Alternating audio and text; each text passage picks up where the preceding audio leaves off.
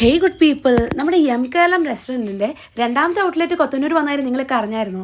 ഞാൻ കഴിഞ്ഞ ദിവസം കൊത്തന്നൂർ പോയപ്പം നമ്മുടെ അവിടുത്തെ രണ്ടാമത്തെ ഔട്ട്ലെറ്റ് കയറിയിട്ടുണ്ടായിരുന്നു കേട്ടോ. ശരിക്കും അവിടുത്തെ ആംബിയൻസ് അടിപൊളിയാണ്, നല്ല സ്പേഷ്യസുമാണ് കേട്ടോ. അതുപോലെ തന്നെ നല്ല സീറ്റിംഗ് കപ്പാസിറ്റിയും പാർക്കിംഗ് സൗകര്യം ഒക്കെ ഉള്ള നല്ലൊരു ഏരിയയിലാണ് നമ്മുടെ ഇപ്പോഴത്തെ എം കേരളം വന്നിരിക്കുന്നത് കേട്ടോ. അതുപോലെ തന്നെ ഇപ്പോൾ സീറ്റിംഗ് അറേഞ്ച്മെൻ്റ് ഒക്കെ അടിപൊളിയാണ്, നല്ല വെറൈറ്റി ആയിട്ട് ഒരു ഊഞ്ഞാൽ സെറ്റപ്പിലൊക്കെയാണ് സംഭവം വന്നിരിക്കുന്നത്. എനിക്ക് ശരിക്കും ഇഷ്ടപ്പെട്ടു കേട്ടോ. ആദ്യമേ ഞാനിത് മൊത്തത്തിലൊന്ന് കറങ്ങി നടന്ന് കണ്ടിട്ടാണ് ഫുഡ് ഓർഡർ ചെയ്തത് കേട്ടോ.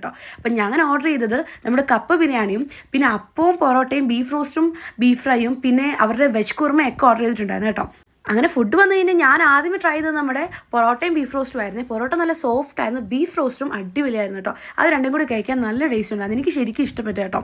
പിന്നെ ബീഫ് ഫ്രൈയും ഞാൻ ഓർഡർ ചെയ്തിട്ടുണ്ടായിരുന്നേ, നല്ല ഡീപ്പ് ബീഫ് ഫ്രൈ ആയിരുന്നു കേട്ടോ. അതും സംഭവം അടിപൊളിയായിരുന്നു. ഞാനാണെങ്കിൽ നമ്മുടെ കപ്പ ബിരിയാണിയുടെ കൂട്ടത്തിൽ അത് കഴിച്ചു കേട്ടോ. എല്ലാം കൂടി കഴിച്ചപ്പം അടിപൊളി ടേസ്റ്റ് ആയിരുന്നു, എനിക്ക് ഭയങ്കരമായിട്ട് ഇഷ്ടപ്പെട്ടെ. ഞാൻ എപ്പം അവിടെ പോയി കഴിഞ്ഞാലും നമ്മുടെ അവിടെ കപ്പ ബിരിയാണി ഓർഡർ ചെയ്യാറുണ്ട് കേട്ടോ. അതെനിക്ക് ഭയങ്കര ഇഷ്ടമാണ്.